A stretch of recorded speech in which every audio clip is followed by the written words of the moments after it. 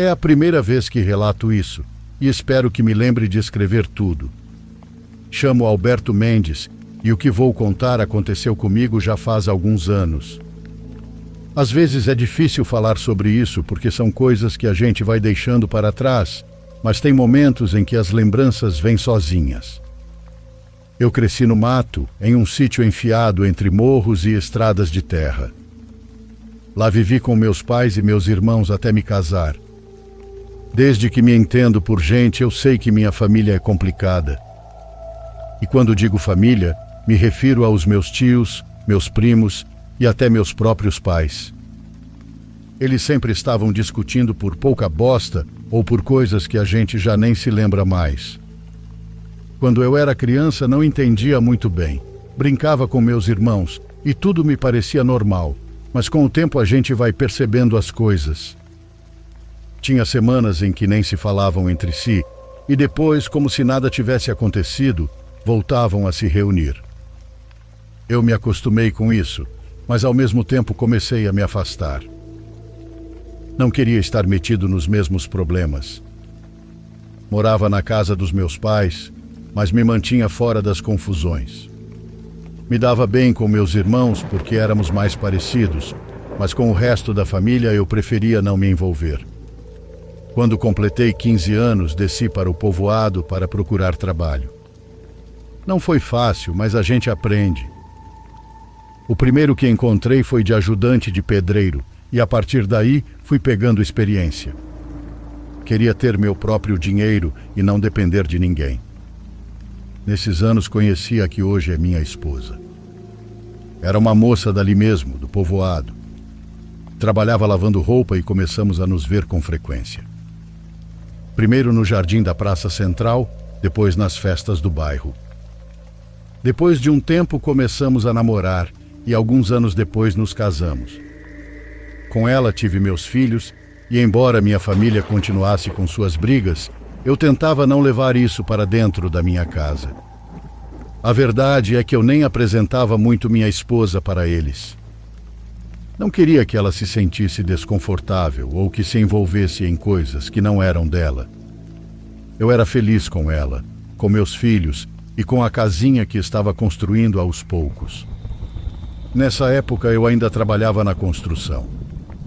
Às vezes em fazendas, cemitérios, outras vezes em casas particulares, no que aparecesse. Me cansava, mas valia a pena, pois tínhamos o necessário. Um dia, conversando com um compadre, surgiu a ideia de abrir uma loja. No povoado só tinha uma e ficava do outro lado. Era uma boa oportunidade e, além disso, minha esposa poderia me ajudar com isso.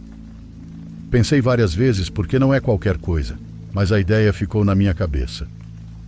Essa ideia ficou ali por quase um ano inteiro. Às vezes a gente falava disso durante o almoço ou enquanto estávamos sentados do lado de fora nas tardes. Até que um dia juntei um dinheiro e decidi começar. Construí um quartinho na parte da frente do terreno da minha casa. Era simples, mas fiz com minhas próprias mãos.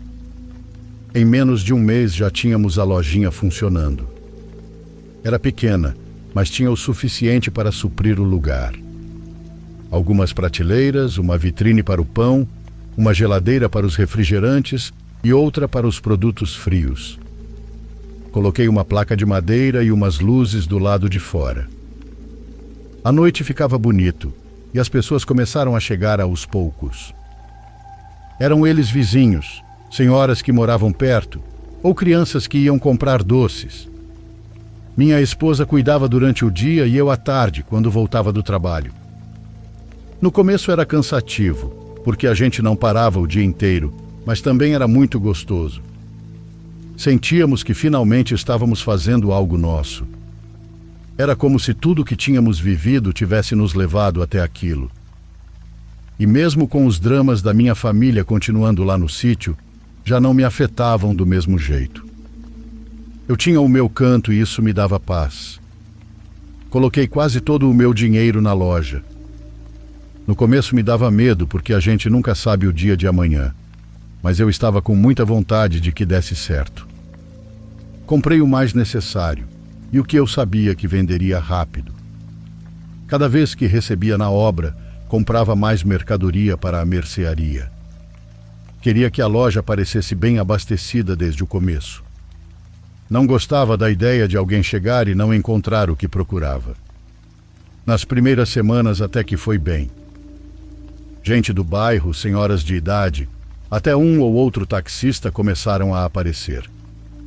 Não era muito, mas era constante. Isso nos ajudava a ir colocando um pouco mais de mercadoria a cada semana. Eu me sentia feliz, e minha esposa mais ainda. Nós dois estávamos motivados. Mas nem todo mundo via dessa forma. Em uma ocasião, meus pais vieram nos visitar. Não era muito comum eles virem, mas justo naquele dia passaram para nos ver. Estavam sérios quando chegaram. Eles me disseram que esse negócio de loja não era uma boa ideia, que era melhor eu ficar só na construção, e que loja era negócio de gente que sabe se virar. Eu só ouvi e não disse nada. Sabia que aquelas palavras não vinham do coração. Era mais aquele costume deles de sempre ver o lado negativo de tudo. Minha esposa também percebeu que eu não dei muita atenção. Ela sempre foi muito religiosa e me disse para não darmos ouvidos às más energias, que quando a gente faz as coisas com amor, não tem nada a temer. Nesse mesmo dia, ela foi até o centro e trouxe uma imagem de São Bento. Segundo ela, é o que protege de todo o mal e atrai as bênçãos.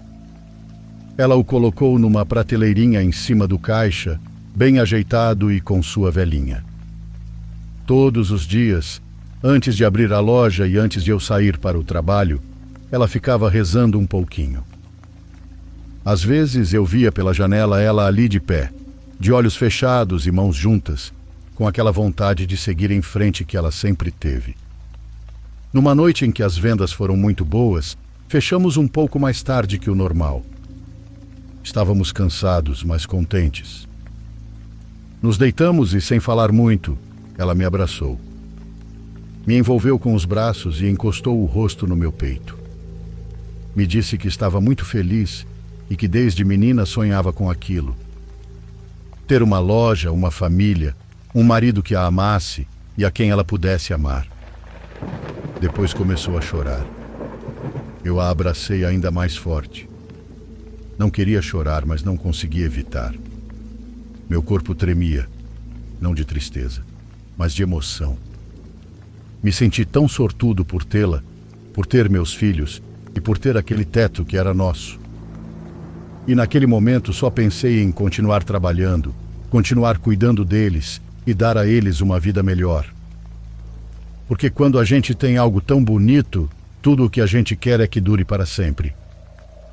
As coisas começaram a se complicar quando minha família começou a me pedir coisas fiadas. No começo eu não quis pensar mal. Já tinha acontecido algo parecido com a família da minha esposa, mas era diferente. O pai e a mãe dela passavam na loja e pediam fiado, mas 2 dias depois voltavam para pagar. Sempre foram pontuais.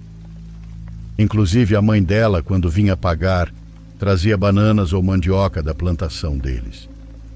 Nunca esperávamos, mas ela dizia que era a forma dela de agradecer. Eu valorizava muito isso, porque não era por obrigação, era por carinho. Mas quando meus próprios pais começaram a fazer o mesmo, foi outra história. Me senti mal porque eram meus pais, mas a verdade é que eu não confiava totalmente neles. Como eu disse, minha família sempre foi problemática. Eles têm dificuldade de separar as coisas. Se alguém pedia que respeitassem um limite, eles se irritavam. Sempre foi assim, e eu, que estava construindo algo para os meus filhos, não queria me meter em confusão. Um dia antes de subirem de novo para o sítio, passaram pela loja. Foi uma visita rápida e me disseram que só precisavam de algumas coisinhas. Açúcar, arroz, óleo e uns pacotes de macarrão. Não era muito, mas também não era pouco. Me disseram que na próxima semana, quando descessem ao povoado, passariam para pagar. Falaram como se fosse certo, como se não houvesse dúvida. Olhei para os dois parados ali na frente do balcão e me senti mal. Não queria negar nada, mas também não queria começar com aquilo. Porém, no fim, disse que sim. Os dias passaram e o dinheiro não chegou. Nem sequer voltaram para dar um oi. Eu tentei não pensar nisso, mas aquilo me incomodava. Uma tarde comentei com minha esposa que meus pais não iam pagar. Ela me ouviu com calma, pegou minha mão e me disse para não me preocupar, que não tinha sido muito. Se eles não pagassem, tudo bem, que Deus ia nos ajudar de qualquer forma. Disse que às vezes era melhor não guardar mágoa por causa de dinheiro, porque isso suja a alma. Eu concordei, mas no fundo eu não sentia o mesmo que ela. Uma semana depois eles voltaram. Era meio-dia. Eu tinha acabado de chegar de uma obra e estava ajudando a reorganizar umas caixas de leite. Meus pais chegaram como se nada tivesse acontecido. Minha mãe me cumprimentou e começou a pedir coisas de novo. Eu disse que eles ainda tinham uma compra anterior pendente. Achei que viriam me dizer que já estavam com o dinheiro, mas não. Minha mãe apenas me disse para anotar junto com a nova compra. Iriam me pagar tudo junto. E quando mencionei que não queria que isso virasse hábito, ela me olhou estranho. Me questionou se eu estava desconfiando dela e que ela não me deixaria com a conta sem pagar. Disse isso com um tom seco, como se eu a tivesse ofendido. Eu só respondi que não era isso, mas por dentro me senti um troço estranho. Depois eles foram embora, mas naquele dia ficou comigo uma sensação presa no peito. Eu não queria cair nesse jogo, não queria que a loja, que era algo bonito e que estava nos ajudando, se tornasse motivo de brigas. Eu não queria perder minha família, mas também não queria repetir os erros de sempre. Eu tinha filhos para alimentar, uma esposa que trabalhava ao meu lado todos os dias e uma vida que estava apenas começando a florescer. E não queria, por querer agradar todo mundo, acabar decepcionando a mim mesmo. Desde aquele dia, algo mudou. Não foi uma briga, não foi uma tragédia, foi algo mais silencioso, como uma rachadura pequena que começa a se abrir sem que a gente perceba. E embora eu tentasse ignorar, com o passar dos dias, essa rachadura começou a ficar cada vez mais visível. Depois disso, tudo pareceu se acalmar por um tempo. Meus pais não voltaram a pedir fiado, e até certo ponto me senti em paz. O que eu não esperava era que outros parentes começassem a aparecer na loja. Primos, tios distantes, até alguns que eu não via há anos. No começo eu fiquei feliz porque chegavam, me cumprimentavam e até faziam piadas. Eles compravam coisas e isso me deixava contente. Pensei que talvez as coisas estivessem mudando, que talvez estivéssemos todos amadurecendo. Eles pagavam certinho e eu os atendia com prazer. Mas não demorou muito para começarem com a mesma coisa. Primeiro foi um tio que pediu fiado um fardo de refrigerantes e um saco de pão. Ele disse que me pagaria à noite e nunca voltou. Depois foi um primo que pediu carne para o jantar. Também prometeu pagar e não pagou. Assim começou uma corrente e eu percebia como iam testando. Primeiro pediam algo pequeno, depois mais, como se quisessem ver até onde eu aguentaria sem dizer nada. Isso começou a me incomodar, porque não era só o dinheiro, era o jeito. Esse costume de pedir sem pensar no quanto custa para alguém levantar algo me dava muita raiva por dentro.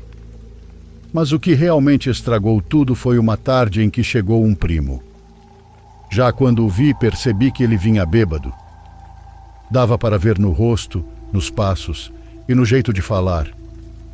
Era filho de um dos irmãos do meu pai. Estava com o olhar perdido e o tom de voz alto. Entrou direto, me pediu umas cervejas geladas e disse que depois pagava. Eu respondi que eu não estava mais vendendo fiado. Ele me olhou estranho, riu, mas quando viu que eu falava sério, seu rosto mudou. Começou a dizer coisas que não tinham nada a ver. Que agora eu me achava melhor que os outros por ter uma lojinha. Aí soltou uma que me deu raiva.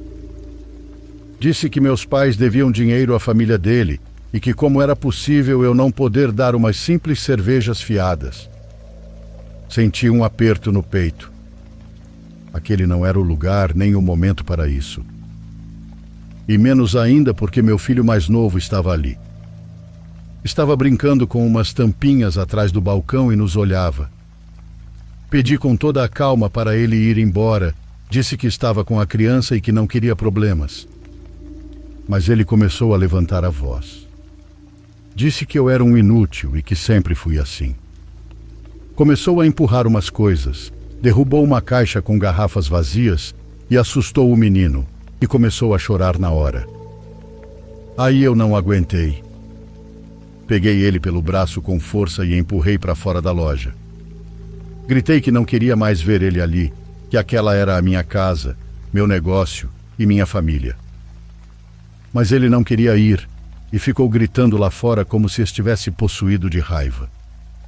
Tive que fechar a loja, porque não queria que minha esposa nem as crianças vissem mais daquilo. Saí de novo, ainda tomado pela raiva.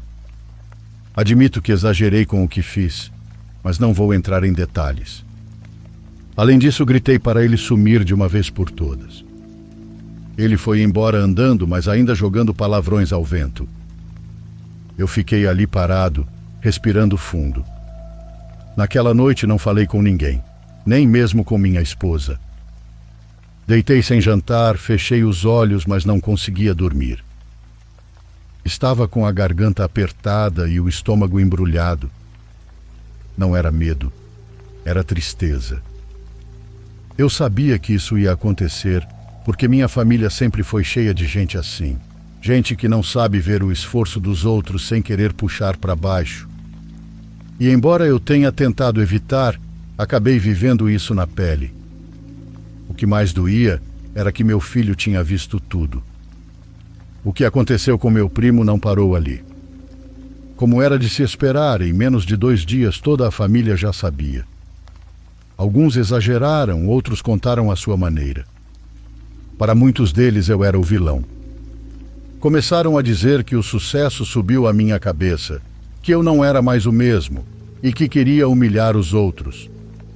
Falavam como era possível eu ter expulsado um primo da minha loja só por ele ter me pedido fiado. Ninguém falou nada sobre ele ter chegado bêbado, sobre ter gritado, sobre ter assustado meu filho. Isso não contaram. O pior foi quando meus pais vieram falar comigo. Achei que viriam acalmar as coisas ou ouvir meu lado. Mas não. Vieram bravos, como se eu fosse o problema. Sentaram na loja numa tarde em que minha esposa tinha saído para fazer compras. Meu pai ficou calado, mas minha mãe foi quem começou a falar. Perguntou o que estava acontecendo comigo e como eu me atrevia a tratar a família daquele jeito. Eu não disse nada. Só os ouvi enquanto por dentro sentia a pele ferver. Quando terminaram, respirei fundo e disse sem rodeios que não tinha tempo para aquilo. Que se vinham reclamar de algo, que pelo menos me pagassem antes o que me deviam. Minha mãe se ofendeu na hora. Disse que não se tratava de dinheiro, que família era outra coisa. Mas eu não me segurei mais e gritei.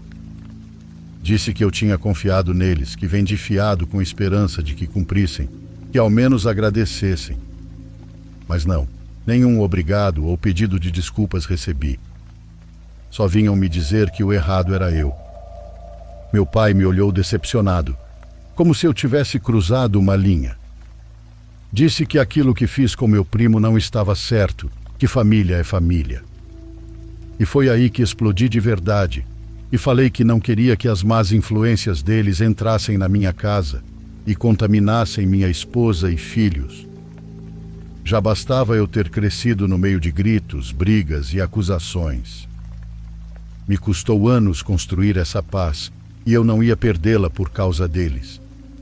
Deixei claro que avisassem a toda a família.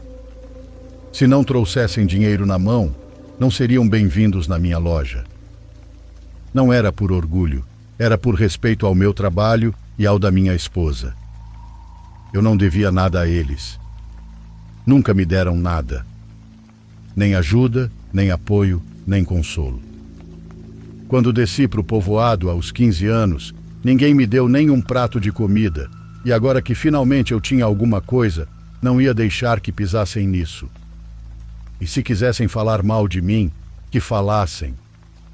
Não me importava que dissessem que o sucesso me subiu a cabeça, que eu era convencido e que não era mais da família. Que dissessem o que quisessem. Eu sabia sobre meu coração e isso era tudo que me importava. Naquele dia, meus pais foram embora sem dizer mais nada. Não sei se entenderam ou não. Talvez tenham se sentido feridos, talvez traídos, mas eu senti que finalmente tinha me defendido. Foi depois dessa briga com meus pais que as coisas começaram a ficar um pouco estranhas. No começo era mais um incômodo interno. Eu me sentia estranho. Por um lado, pensava que talvez tivesse exagerado, que tivesse dito coisas que não devia. Me sentia culpado, pois embora tivéssemos muitas brigas, ainda eram meus pais. Cheguei a pensar em subir até o sítio e pedir desculpas. Conversar com calma, como um adulto. Mas havia outra parte de mim que não queria. Que sabia que eles me envolveriam com palavras, com aquele tom de pena ou de raiva, e que eu cairia de novo. E eu não queria isso. Não queria voltar a carregar coisas que não eram minhas. Enquanto essa dúvida ficava na minha cabeça, comecei a notar coisas estranhas na loja. A primeira foi com as frutas. Vendíamos um pouco de banana, mamão, laranja, o básico. O fornecedor era de confiança e trazia só frutas e legumes frescos. Mas numa manhã me levantei cedo e, ao abrir a loja, vi as bananas todas pretas e moles, como se estivessem ali havia uma semana, sendo que eu as havia recebido apenas na tarde anterior. Pensei que foi descuido meu, então liguei para o fornecedor e ele veio trocá-las. Ele pediu desculpas e estava tudo certo. Mas não foi só dessa vez e voltou a acontecer. Não com tudo, mas sim com as bananas mamões. E numa ocasião, uma cliente me trouxe uns tomates que eu tinha vendido no dia anterior. Quando ela os cortou para fazer salada, estavam cheios de vermes por dentro, e aquilo já não era normal. Fiquei envergonhado, devolvi o dinheiro, dei outra coisa de presente, mas aquilo me deixou pensativo, sem entender o que estava acontecendo. Comentei com minha esposa que talvez o melhor fosse parar de vender legumes e frutas por um tempo, até entender direito o que estava se passando. E não era só isso, já que também começamos a sentir um cheiro estranho. Não era cheiro de fruta podre nem de lixo, era diferente. Era um cheiro que me remetia direto à época em que marcam o gado nas fazendas. Aquele cheiro de couro queimado. O estranho é que o cheiro não vinha de dentro, mas sim da entrada da loja. Às vezes você o sentia ao abrir a porta de manhã, outras, ele se infiltrava pela fresta. Minha esposa tentou lavar o chão com cloro, com vinagre, mas o cheiro permanecia e nas manhãs era mais forte. Às vezes eu abria a loja e a primeira coisa que me recebia era aquele fedor que me fazia subir o café. Não durava o dia inteiro, mas deixava uma sensação incômoda, como se algo tivesse impregnado ali. Além disso, comecei a ter alguns sonhos bem feios. Não me lembrava direito do que sonhava, mas acordava agitado, com o coração disparado e uma dor forte na cabeça. Me sentava na cama com a camiseta encharcada de suor, olhava pela janela, tudo estava em silêncio, mas por dentro algo continuava acelerado. Às vezes eu me levantava antes do amanhecer e ficava sentado na beirada da cama, com a sensação de que algo estava fora do lugar. Não quis preocupar minha esposa. Dizia que era estresse, cansaço, mas eu sabia que não era isso. Nunca tinha sentido aquele tipo de inquietação. Tentava não pensar muito, focar no trabalho e nas crianças. Minha esposa me disse com calma, uma noite enquanto dobrava roupas na cama, que eu fizesse as pazes com meus pais. Segundo ela, não era só por respeito ou costume, mas também por saúde da alma, como ela disse. Não era bom carregar mágoas nem deixar feridas abertas, ainda mais com os pais. Ela acha que essas tensões podem atrair energias ruins. Me lembrou que ultimamente as coisas não estavam indo muito bem e que talvez isso tivesse alguma relação. Não gostei de ouvir. Me senti pressionado mais uma vez a ceder. E embora ela não falasse por mal, senti aquele incômodo que a gente guarda quando sempre tem que ser o primeiro a dar o braço a torcer. Disse que ia lá, não por vontade, mas porque não queria continuar com aquele peso no peito. Saí por volta da 1 da tarde.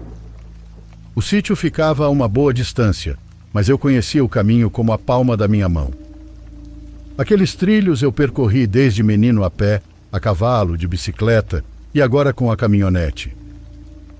A estrada de terra estava seca e a serra parecia silenciosa e quente. Cheguei sem pressa, com o sol ainda alto. Meus pais me receberam tranquilos. Não houve gritos nem reprovações. Sentamos do lado de fora, sob a sombra dos limoeiros, e conversamos como se tudo que havia acontecido tivesse se dissolvido no ar. Pedi desculpas pelas palavras daquele dia e senti um alívio. Eles até trouxeram pão caseiro e me ofereceram café. Tudo foi leve, sem tensão, como se todos tivéssemos entendido que já não havia mais espaço para briga. Antes de eu ir embora, meu pai me pediu que eu também fizesse as pazes com o meu primo. Segundo ele, era o justo, já que eu tinha dado o primeiro passo. O melhor era concluir. Apenas balancei a cabeça, mas por dentro eu sabia que não ia fazer isso. Não valia a pena. Gente assim não muda. A gente se queima só por tentar se aproximar de novo. Fiquei mais um pouco e a tarde passou voando entre as prosas. Quando percebi, já estava escurecendo. Me despedi com respeito, entrei na caminhonete e fui embora. A noite já tinha caído completamente e a estrada estava vazia. Só os faróis da caminhonete iluminavam uns poucos metros à frente. Nada que me preocupasse. Já tinha feito aquele trajeto muitas vezes, até mesmo em noite sem lua. Dirigia com calma, ouvindo o barulho do motor e vendo como tudo estava em silêncio. Foi numa curva suave, pouco antes de entrar numa reta longa, que senti algo estranho. Não foi medo, foi um peso no banco do passageiro, como se alguém tivesse sentado ali. Não houve som, só aquela sensação de presença. Me virei rápido e não vi nada, mas meu corpo reagiu de forma diferente. Senti como se alguém estivesse encostado em mim, bem no braço direito. Era a mesma sensação que sinto quando minha esposa se senta ao meu lado na caminhonete. Passei a mão no banco, toquei tudo e não senti nada. O lugar estava limpo, mas a sensação não ia embora. Era como se uma silhueta invisível estivesse colada em mim. Não falava, não respirava, mas estava ali. Não quis parar naquele lugar, então apertei o volante, foquei os olhos na estrada e segui. Mas depois de alguns segundos o peso se moveu. Não foi um movimento sutil, foi claro. A coisa se ajeitou e se encostou mais. Senti um bafo quente no pescoço. Minha pele gelou na hora e o coração começou a bater forte no estômago. Freiei sem pensar e saí rápido, deixando a porta aberta. Me afastei alguns passos, olhando direto para o banco. Não dava para ver nada, mas levei a mão ao lado do corpo, como se estivesse sacudindo algo. A pressão no braço ainda estava lá, como um resíduo colado na carne. Me curvei com uma pontada forte na barriga. Depois olhei ao redor, mas só ouvia o canto de um grilo. Porém senti que alguma coisa estava muito perto, sem se deixar ver. Fiquei um tempo parado, respirando pela boca. Tive que juntar coragem para voltar a subir. Fechei a porta devagar, como se tivesse medo de acordar alguma coisa. E mesmo com o banco vazio, minhas pernas tremiam ao girar a chave de novo. Não voltei a olhar para aquele lado o caminho inteiro. Só cerrei os dentes e dirigi com os olhos fixos à frente. Sabia que não estava sozinho.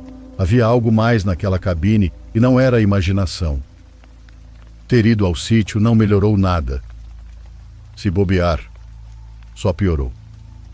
Desde que voltei, comecei a me sentir mal. Não era só o cansaço da viagem, era algo mais físico e profundo, como uma dor que me pegou no corpo. Na noite em que cheguei, mal consegui dormir. Sentia pontadas na lombar e nas laterais, como se algo estivesse me rasgando por dentro. Tinha dificuldade para sentar e cada vez que tentava, era como se enfiavam um ferro quente nas minhas costas. Não encontrava posição para descansar e ficava virando de um lado para o outro na cama, me mexendo com cuidado, porque até respirar doía. Além da dor, apareceu a febre. Sentia como se estivesse fervendo por dentro, mas com calafrios. Perdi o apetite e tudo que comia me fazia mal. Só o cheiro da comida já me enjoava. Às vezes vomitava mesmo com o estômago vazio. Houve momentos em que o que eu sentia era puro desespero, não só pelo mal-estar, mas por algo mais estranho. Tinha a sensação de que algo se movia dentro de mim. Não sabia como explicar, mas era como se algo rastejasse sob a pele, bem devagar, roçando por dentro. Minha esposa me levou ao médico e contei o que pude sem parecer exagerado. Ele me receitou remédio para a febre, algo para a dor e outro para o estômago. Disse que podia ser uma infecção, mas piorou numa noite. Acordei suando e com uma dor insuportável no ouvido esquerdo. Sentia como se algo estivesse me arranhando por dentro, como se tivesse um espinho cravado no fundo do ouvido. Tentava coçar, mas a ardência só piorava.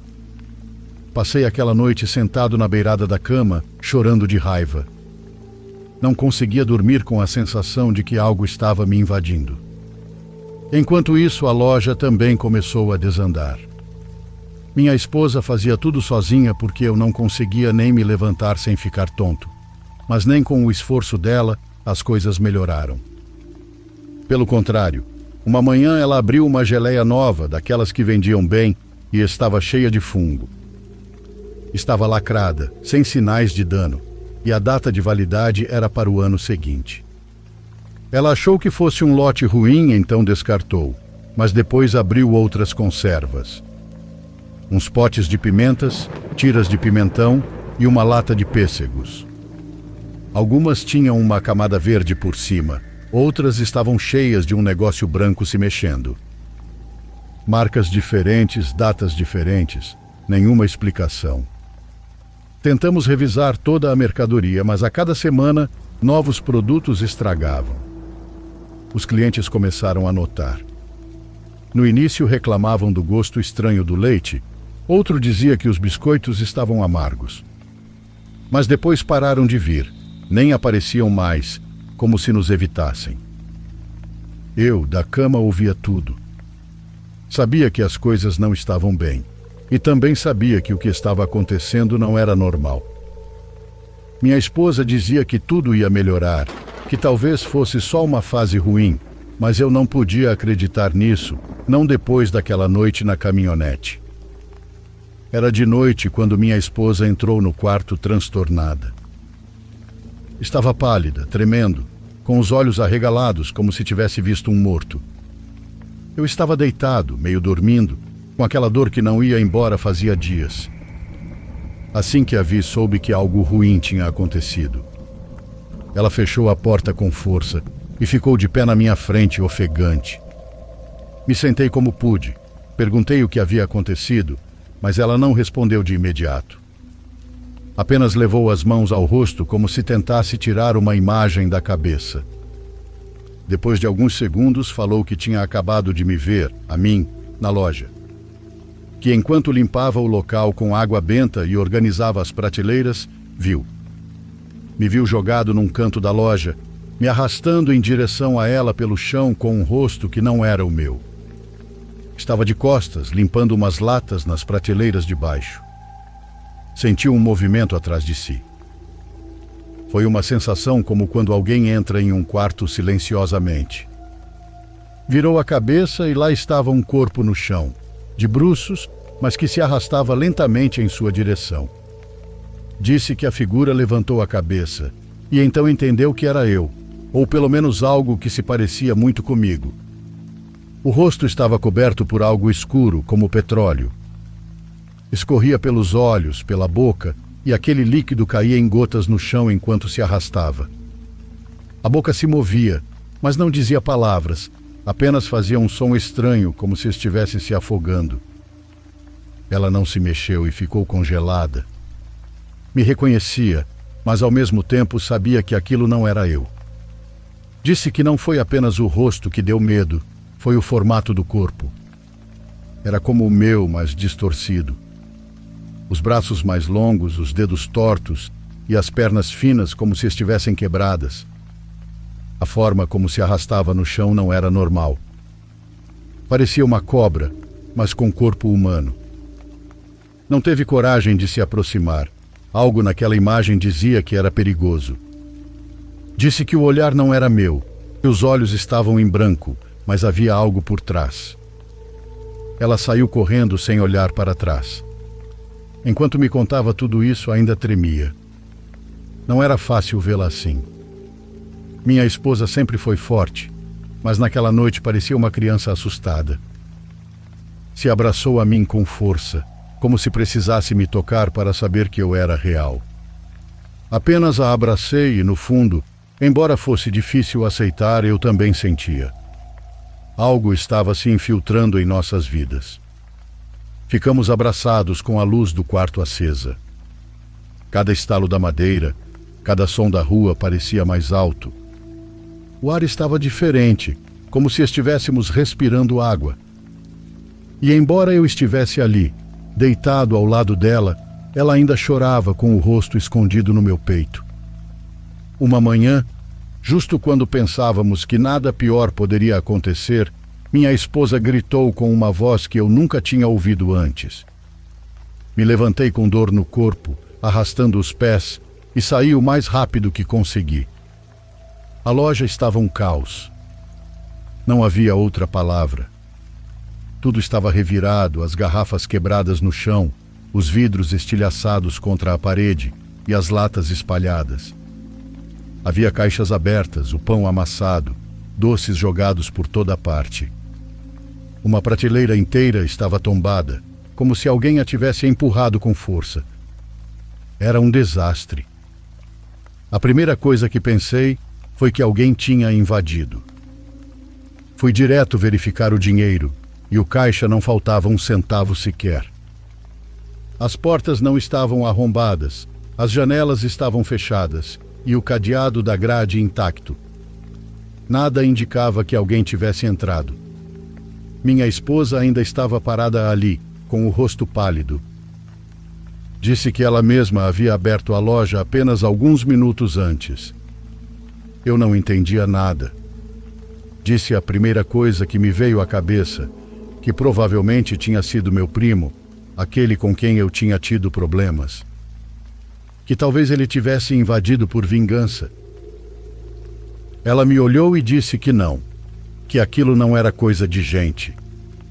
Que depois de tudo o que tínhamos vivido não restava dúvida. Havia algo sombrio em nossa propriedade. No começo eu não quis acreditar e ainda tentava encontrar uma explicação lógica para tudo. Mas tudo o que ela dizia fazia sentido. Começamos a recolher tudo que estava no chão. Eu não conseguia me abaixar direito por causa da dor nas costas, então minha esposa fazia quase tudo. Ajudava como podia, mas cada movimento doía. E ali, entre os cacos de vidro e os biscoitos esmagados, fiquei em silêncio com um saco na mão e comecei a chorar.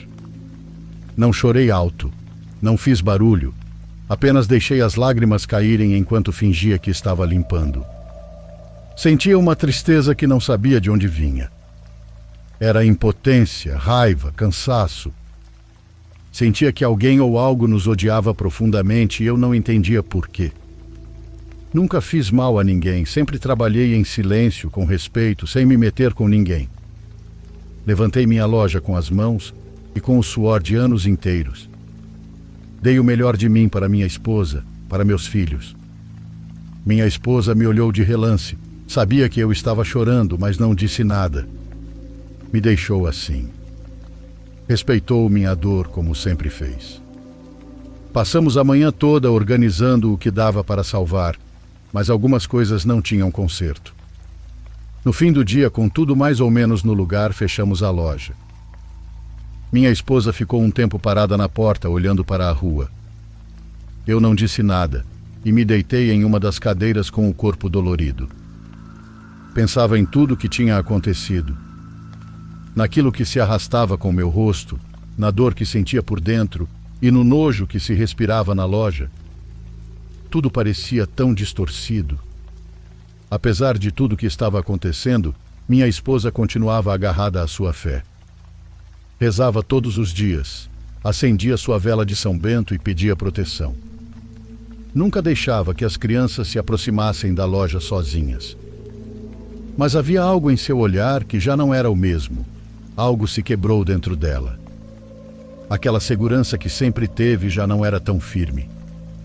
Foi sua mãe, minha sogra, quem falou com ela. Disse que aquilo que estávamos vivendo não era normal, que não importava quanta fé tivéssemos, existiam coisas que vinham de mais longe. Que quando algo não se move com palavras nem com orações, era preciso buscar outro caminho. Foi ela quem sugeriu procurar um curandeiro. Disse que o conhecia há anos e que já tinha ajudado várias pessoas do povoado. Eu não estava certo disso. Não por não acreditar, mas porque tinha medo do que ele pudesse dizer.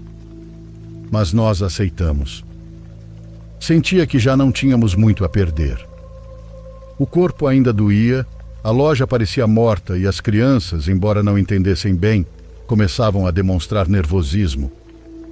Algo estava nos envolvendo.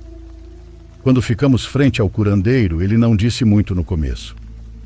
Só pediu que ficássemos tranquilos. Nos olhou por alguns instantes e depois ficou em silêncio. Disse que alguém da nossa própria família queria nos fazer mal, que essa pessoa se sentia ofendida. Ele falou isso com uma segurança que me deixou gelado. Não mencionou nomes nem datas, mas não precisava. Eu soube imediatamente. Embora eu não pudesse apontar com o dedo, já sentia isso há algum tempo. Quis perguntar quem era, mas ele me interrompeu. Disse que não podia saber com clareza. Que nossa família era um caos em termos de energia. Que tudo estava embaralhado, cheio de rancores e de mágoas guardadas. Era como um poço sujo onde tudo se misturava. Podia ser qualquer um. Disse que sentia muita inveja de mim, da minha esposa, do que construímos. Que às vezes não era por dinheiro nem por bens, mas pela paz. Pelo simples fato de termos conseguido formar um lar onde se respirava amor. E isso doía mais do que qualquer riqueza. Depois ficou em silêncio por alguns segundos e abaixou a voz. Disse que aquela coisa escura que se movia na nossa casa, que percorria as paredes e aparecia com o meu rosto, não era uma energia qualquer. Era um canal ou um corpo emprestado. Algo que estava se formando a partir do ódio e que seu objetivo não era apenas nos assustar. Advertiu que o que ela queria era se aproximar das crianças. Naquele momento senti um frio percorrer minha espinha. Disse que ainda não havia conseguido por uma razão que ele não podia explicar. Talvez pela fé da minha esposa ou pela inocência das crianças. Mas que aquilo procurava qualquer brecha para entrar, qualquer momento de fraqueza. E que se não fizéssemos algo, mais cedo ou mais tarde, encontraria uma forma de alcançá-los. Minha esposa começou a chorar.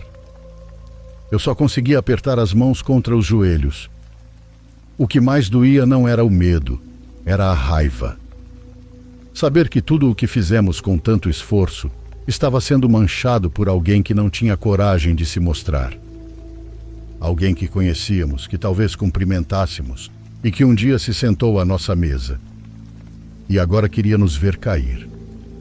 O curandeiro não nos deixou ir embora sem proteção e fez uma oração longa. Pediu que fechássemos os olhos e pensássemos em nossos filhos.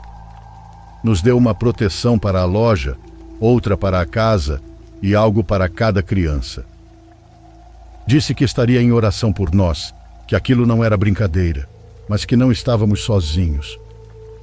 Que com fé, silêncio e respeito podíamos expulsá-lo. Saímos de lá sem falar muito. Minha esposa não largava as coisas que ele nos deu. Eu dirigia em silêncio, e durante todo o caminho de volta, pensei nos meus irmãos, nos meus primos e nos meus tios. Nas vezes em que abri a porta para eles, e agora entendia que nem sempre basta fazer as coisas certas. Há pessoas que simplesmente se incomodam com a paz dos outros. Depois da visita ao curandeiro, as coisas começaram a mudar. O ambiente da loja já não era o mesmo. Havia dias em que até parecia entrar mais luz, mesmo com as mesmas janelas. Minha esposa dizia que o ar já não pesava e que as prateleiras não pareciam mais frias ao toque como antes. Começamos a dormir melhor e minhas dores também começaram a diminuir. Pouco a pouco, o corpo deixou de arder por dentro. Já não sentia aquela coisa se mexendo no meu peito, nem aquela dor aguda nas costas. A loja precisou de uma limpeza profunda. Não só física, mas por tudo o que sentíamos que havia ficado grudado ali. Fizemos uma limpeza completa. Minha sogra ajudou com umas orações que conhecia desde menina. Minha esposa espalhou água benta por todos os cantos. E eu, embora nunca tenha sido muito devoto, segui tudo o que me mandaram fazer. Não questionei nada. Disse a mim mesmo que tudo era pelo bem da minha família. Tivemos que jogar muitas coisas fora. Algumas prateleiras, caixas de produtos e conservas que nem me atrevi a abrir. Tínhamos investido muito dinheiro, mas eu não quis arriscar. Não depois do que vivemos. Durante semanas fomos reconstruindo o negócio. No início, poucos clientes voltaram. Alguns nunca mais apareceram, mas outros sim. E pouco a pouco a loja voltou a parecer o que era no começo. Nossa. Com esforço, com cansaço, mas nossa. Enquanto tudo isso acontecia, tomei uma decisão. Cortei quase totalmente o contato com minha família. Não foi fácil, pois eram muitos. Mas eu já não podia permitir que entrassem na minha casa, nem na minha loja, nem na minha vida. Tinha me custado muito manter em pé o que eu tinha, para continuar dando explicações a gente que só sabia julgar ou se aproveitar. Com meus irmãos, continuei falando. Eles sempre foram gente simples, com quem eu podia conversar sem me sentir vigiado. Com meus pais também mantive contato, mas já não os convidava tanto para minha casa. Preferia ir até a deles, ficar um tempo e voltar cedo. Passei a me cuidar mais. Pedi a eles com respeito que não me falassem do resto da família, que não mencionassem nomes, comentários ou fofocas. Eles disseram que entenderam. Não perguntaram mais, e eu agradeci. Nunca contei tudo para eles. Não falei da feitiçaria, nem do que vimos, nem do que o curandeiro nos alertou. Sabia que se o fizesse, isso se espalharia como pólvora. A cidade é pequena e a língua comprida. Se você diz algo, 2 dias depois já estão repetindo distorcido. E no 4º dia você já é o louco. Não queria mais conflitos, então preferi deixar assim. Me concentrei na minha família, na minha esposa que nunca soltou minha mão, nos meus filhos que voltaram a rir sem olhar assustados para os cantos. Comecei a reconstruir o que havia sido quebrado, com mais cuidado, com mais fé. Já não me importava agradar a todos, só queria estar em paz. Não foi fácil, mas conseguimos. E embora ainda existam dias em que o passado se insinua como uma sombra à distância, já não dou poder a isso. Aprendi que nem tudo se resolve com pedidos de desculpas. Eu escolhi o silêncio como proteção, porque às vezes a única maneira de vencer é ficar calado e seguir em frente.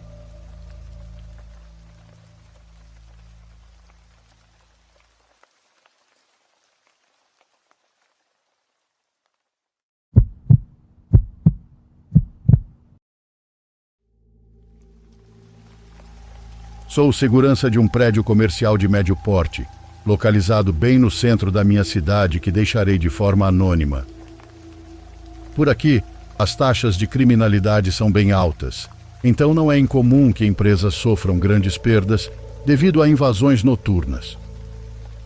Normalmente eu tenho um colega de trabalho comigo, mas durante este mês eu estava sozinho, enquanto a empresa para a qual trabalho estava treinando um novo funcionário.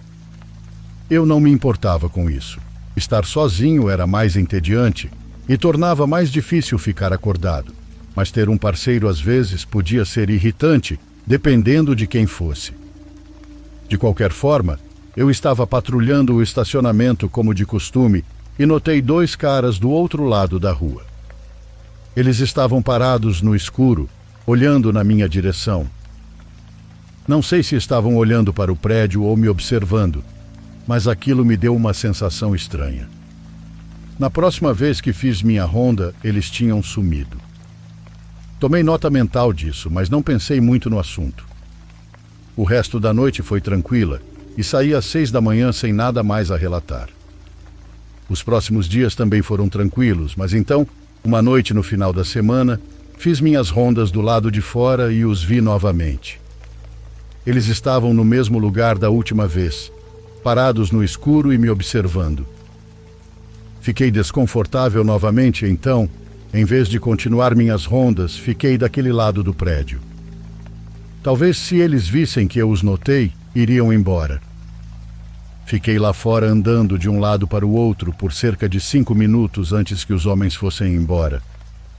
Enquanto eu estava lá, tentei anotar mentalmente como eles eram, mas realmente não dava para distinguir muito a essa distância. Fiquei lá fora por mais uns 15 minutos depois que eles saíram, certificando-me de que não voltariam. Então voltei para dentro. Com eles fora dali, achei que era um bom momento para ir até a sala de descanso e jantar. Era por volta da 1 da manhã. A sala de descanso ficava no final do corredor, nos fundos do prédio. Sentei-me a uma mesa e comecei a comer enquanto mexia no celular, quando de repente ouvi um barulho. Larguei o celular de mão e olhei para a porta do corredor. Nunca tinha ouvido um barulho assim antes. Depois de alguns segundos, levantei-me e fui até a porta.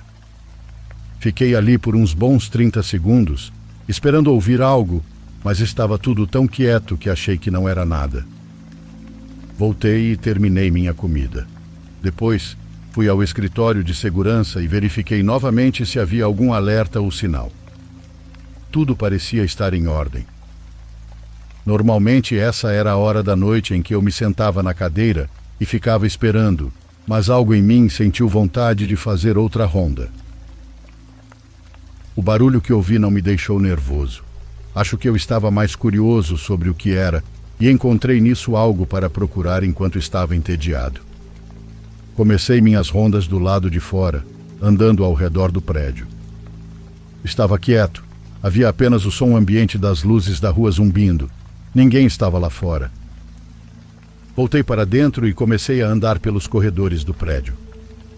Normalmente, a menos que houvesse um sinal ou alerta no sistema, eu não checava cada canto do lugar. Apenas andava de um lado para o outro no corredor, certificando-me de que nada estava fora do normal. O corredor era longo e tinha o formato de um L, então era mais como 2 longos corredores. De um lado estava a porta principal e do outro lado havia uma porta para uma pequena escadaria com uma porta de saída de emergência. Era uma porta antiga de metal, original do prédio. Até onde eu sabia, não estava conectada ao sistema de segurança por ser tão velha. Para contornar isso, a empresa colocou um grande cadeado nela e a trancou, tornando-a praticamente inútil. No entanto, quando cheguei ao final do corredor e olhei pela janela da porta para a escadaria, fiquei completamente paralisado. O cadeado estava quebrado ao meio e a porta de metal havia sido forçada a abrir. Senti-me tonto enquanto corria de volta ao escritório de segurança. Se alguém invadiu, como diabos passou por mim despercebido? Certamente eu teria visto ou ouvido.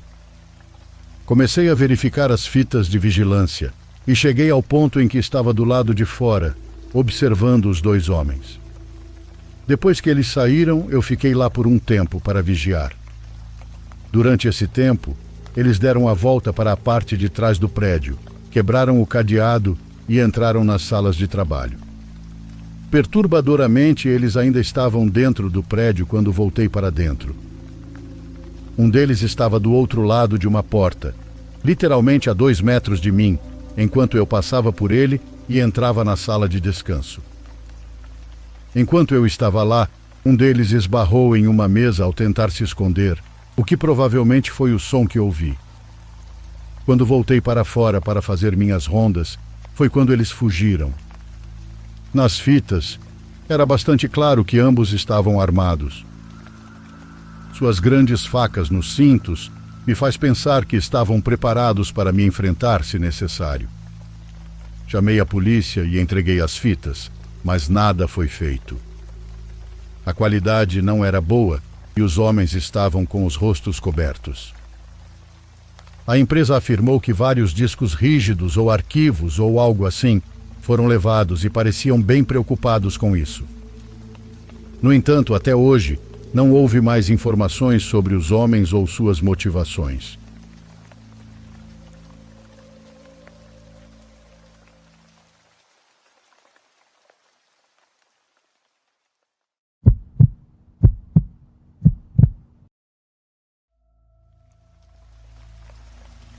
Meu irmão, 2 anos mais velho que eu, sempre foi meu parceiro de acampamento. Passamos incontáveis horas na floresta juntos, fazendo de tudo, desde construir fortes e trilhas de BMX até caçar e explorar. Desde 2016, temos feito viagens pelo Canadá, explorando cavernas profundas, caminhando por canyons e até escalando penhascos, sempre que conseguimos uma folga. Acho importante dizer isso, porque não há nada que me assuste quando estou com ele. Mas dessa vez foi diferente, e ambos sentimos isso. Já tivemos muitas aventuras e histórias para compartilhar, mas esta ficou comigo como uma sombra na memória. Estávamos na metade dos nossos 20 anos, em 2019. Provavelmente era a 5ª vez que eu caçava naquela área, mas foi a primeira vez que levei meu irmão. A floresta é enorme, com apenas algumas estradas rurais acidentadas, principalmente trilhas estreitas de 2 pistas que se estendem por quilômetros. Carregamos minha caminhonete com tudo o que precisávamos, incluindo 3 barracas, uma para cada um de nós dormir e outra para trocar de roupa e guardar o equipamento. A viagem pelas trilhas da floresta foi longa, com árvores densas e arbustos de ambos os lados, e as estradas eram difíceis e sinuosas. Basicamente, estávamos no meio do nada, com a estrada principal mais próxima provavelmente a 16 quilômetros de distância. Chegamos tarde da noite, montamos o acampamento e dormimos após a longa viagem. No dia seguinte, passamos o tempo explorando e rastreando, e depois voltamos ao acampamento para passar a noite. Preparamos o jantar, comemos, tomamos algumas bebidas e conversamos por um tempo. Ainda era cedo, mas depois de um longo dia decidimos ir dormir. Até aquele momento, tudo parecia completamente normal. Então, de repente, acordei com o som de algo batendo na minha barraca, seguido pela voz do meu irmão chamando meu nome. Percebi imediatamente que algo estava errado. Respondi, e em segundos ele abriu o zíper da minha barraca e entrou. Eu podia ver que ele estava muito abalado. Quando perguntei o que estava acontecendo, ele segurou meu ombro e sussurrou: "Você está ouvindo isso?" O sol ainda não tinha nascido, então devia ser por volta das 4 da manhã. Sentamos em silêncio dentro da minha barraca, tentando entender o que estava acontecendo. Então ouvimos o som que até hoje me confunde. A melhor forma de descrevê-lo é como o riso de uma mulher, com tons diferentes, quase como se viessem de algum lugar distante. O som ia e vinha, com apenas alguns segundos de silêncio entre cada um. Então mudou de guinchos agudos para ruídos muito graves, que pareciam fazer o chão tremer. Sinto muito por não ter pegado meu telefone para tentar gravar, mas na hora, aquilo parecia irreal e eu estava muito chocado para pensar nisso. Os sons estranhos continuaram até o primeiro raio de luz do dia aparecer. Acho que duraram cerca de 1 hora, mas honestamente não tenho certeza. Nenhum de nós disse uma única palavra. Parecia que eu podia quase sentir a energia ao meu redor, como se meu corpo estivesse coberto de estática, se é que isso faz sentido. Minutos depois que o som parou, começou a chover, e então veio uma das tempestades mais intensas que já experimentei enquanto acampava. A previsão do tempo não indicava chuva para os dias que estaríamos lá, antes de sairmos para a viagem. De qualquer forma, quando a tempestade chegou, todas as estacas que seguravam nossas barracas e equipamentos foram arrancadas do chão. Ambas as nossas barracas tinham várias estacas. Nós as tínhamos martelado no chão com um machado e seria necessária uma força enorme para arrancar até mesmo uma delas. Meu irmão se recusa a falar sobre isso e diz que era apenas alguma máquina sendo arrastada, mas na hora, ambos nos sentimos assustados. Só é estranho que ainda de madrugada, e tão longe de qualquer cidade ou negócio, ouvimos e vivemos algo assim.